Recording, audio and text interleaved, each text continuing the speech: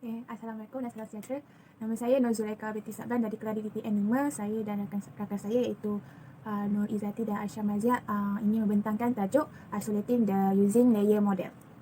So apabila semua simptom telah dikumpulkan, kalau tak ada kalau tak ada solution yang dapat dikenal pasti, administrator ni akan membandingkan ciri-ciri yang bermasalah tu dan bermasalah dari logical layer untuk mengasingkan dan menyelesaikan masalah. So, logical networking model ada dua, iaitu OSI model dengan TCP atau IP model. So, dia ni berfungsi sebagai memisah network dan menjadi modular layer.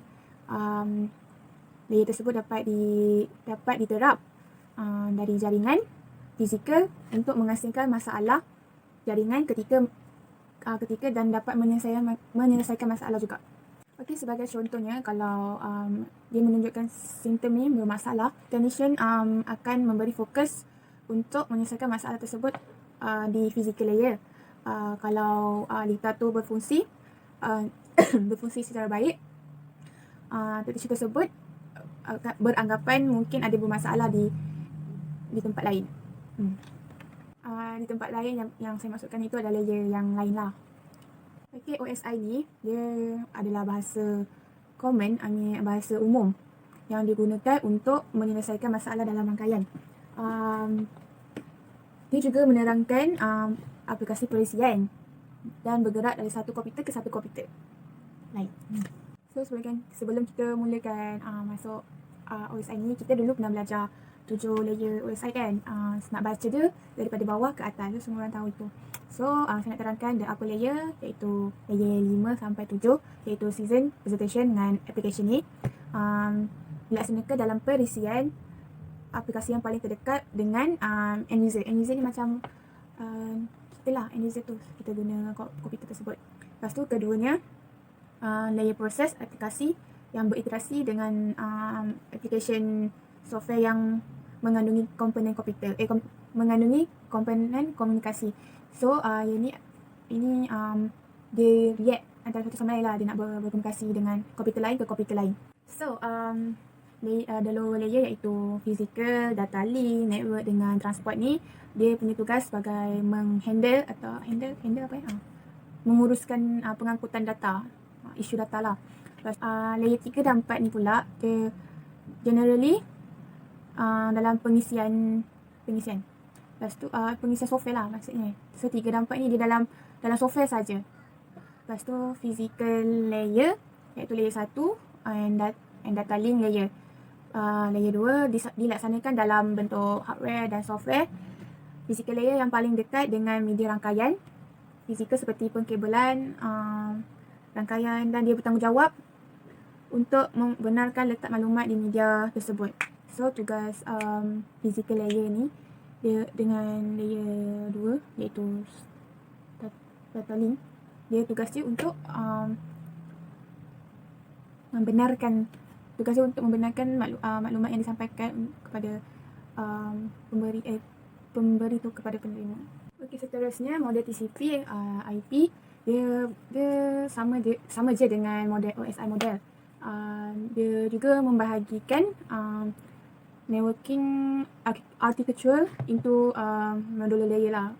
So saya akan tunjukkan gambar aja bagaimana model rangkaian TCP, lapisan model rangkaian OS ni meletakkan TCP ni dalam OSI model. So peletakan ini membolehkan rangkaian protokol TCP berjaya berkomunikasi dengan begitu banyak teknologi rangkaian. Okay, so aplikasi TCP ni dia menggabungkan 3 fungsi, iaitu season, presentation dan application. So lapisan ini menyediakan komunikasi antara aplikasi seperti FTP, HTTP dan SMTP pada hos yang tak berpisah. Transport layer TCP atau IP dan OSI, dia terus berfungsi sebab dia bersesuaian. Lepas tu transport layer ni bertanggungjawab untuk menukarkan segmen antara peranti pada rangkaian TCP. So internet layer pula, dia berkaitan dengan lapisan OSI. Dia juga bertanggungjawab untuk meletakkan mesej dalam format yang telah ditetapkan dan membolehkan peranti untuk mengatasinya. So, rangkaian TCP ataupun IP ni dia bersesuaian dengan physical layer. Dia boleh akses dengan komunikasi secara langsung dengan media rangkaian dan menyediakan antara interface, architectural network dan layer internet. Hai, Assalamualaikum. Nama saya Dr. Siti Pegari. Saya akan ajarkan tentang guidelines for selecting a troubleshooting method. To quickly resolve network problems, take the time to select the most effective network troubleshooting method.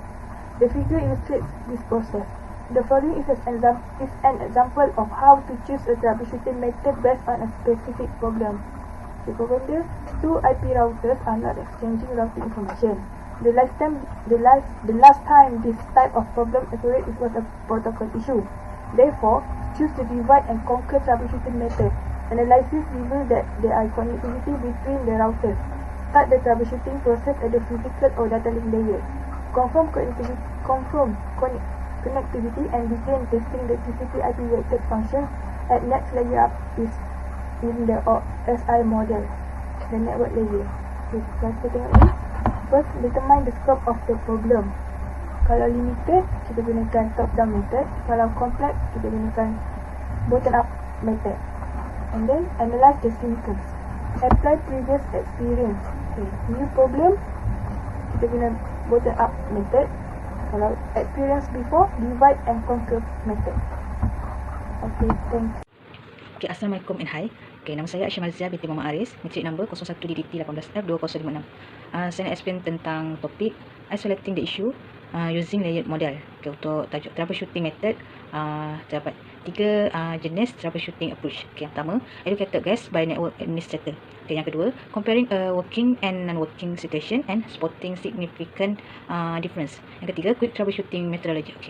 Okay, yang pertama, educated guess by network administrator akan lebih berjaya dilaksanakan jika bergantung kepada pengetahuan mereka yang luas. Okay, yang kedua, jika mereka berpengalaman untuk mengasingkan secara tegas, so dapat solve network issue. Okay, that's yang kedua. Comparing a working and non-working situation and spotting significant differences. Okay, first, configuration. Second, software version. Third, hardware and other device properties. Yang ketiga, quick troubleshooting methodology. Cara dia, swapping the problematic device with a non-working one. Contohnya kalau ada masalah, network administrator tahu cara untuk selesaikan masalah tu dengan remove the device.